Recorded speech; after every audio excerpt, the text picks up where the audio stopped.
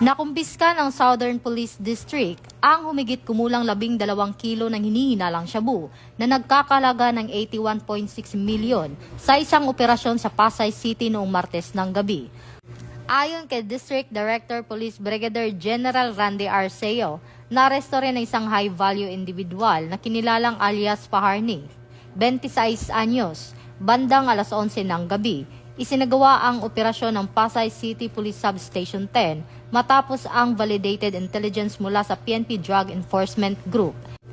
Natagpuan sa dalawang eco bag ang 6 na vacuum-sealed pack ng hinihinalang shabu. Isa sa ilalim sa laboratory examination ang mga nasamsam na droga habang isasagawa ang inquest proceedings sa Pasay City Prosecutor's Office. Ito ang bagong PNP para sa bagong Pilipinas, serbisyong mabilis, tapat at nararamdaman.